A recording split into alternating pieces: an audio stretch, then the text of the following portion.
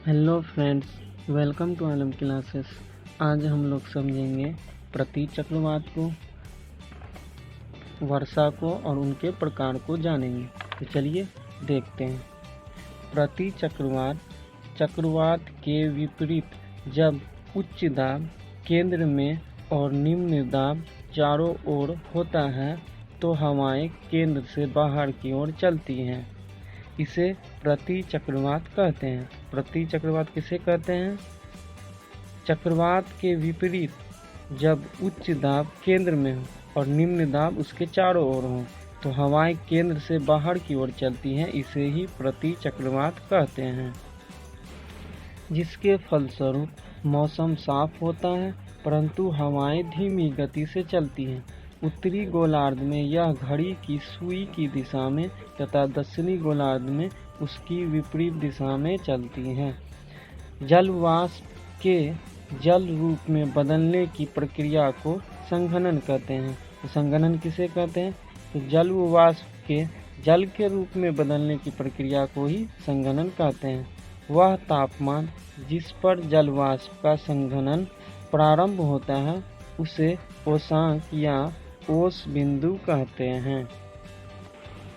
आर्द्रता वायुमंडल में उपस्थित जलवाष्प की मात्रा को वायुमंडलीय नमी या आर्द्रता कहा जाता है। जलवाष्प का अक्षय स्रोत महासागर है। साथ ही पृथ्वी और पृथ्वी पर मौजूद अन्य जल राशियाँ भी सूर्य की गर्मी से वाष्पीकृत होती हैं। यही नमी विभिन्न रूप जैसे हिम, जल, ओले के रूप में स्थल पर गिरते हैं। यह कोहरे के रूप में भी नजर आता है। वर्षा इसका सामान्य रूप है। चलिए वर्षा को समझते हैं। पृथ्वी पर गिरने वाली पानी की बूंदें जो वायुमंडल में उपस्थित जलवाष्प के संघनन द्वारा बनती हैं वर्षा कहलाती हैं। तो पृथ्वी पर गिरने वाली पानी की बूंदें जो वायुमंडल में उपस्थित जलवाष्प के संघनन द्वारा बनती हैं वर्षा कहलाती हैं। वर्षा पृथ्वी पर जल का बड़ा स्रोत है। इससे धरती के भूगर्भीय जल भंडार संचित होते हैं। जल के संरक्षण के लिए हमें वर्षा जल को संचित करना चाहिए। चलिए आगे बढ़ते हैं। अब देखते हैं संवाहिनिक वर्षा। विषुवतीय रेखीय क्षेत्र में गर्मी अधिक पड़ती है। इस कारण गर्म भूतल के संपर्क से गर्म होने वाली हवा हल्की होकर ऊपर उठ जाती है। ऊपर उठती हवा धीरे धीरे ठंडी होती जाती है। फलतः संघनन की क्रिया शुरू हो जाती है और शीघ्र ही वर्षा होने लगती है।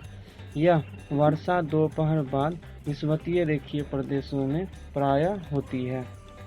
चलिए आगे बढ़ते हैं। हम देखते हैं पर्वतीय वर्षा।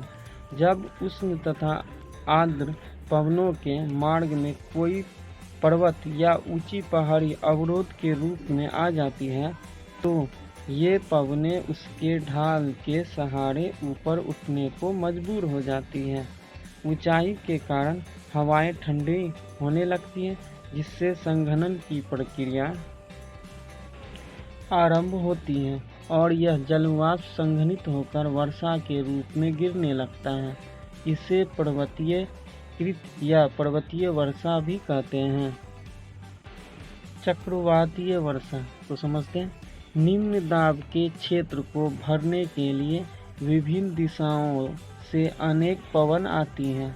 खाली जगहों को भरने के लिए इनमें होड़ हो जाती है और इसके कारण ये ऊपर उठने को मजबूर हो जाती हैं।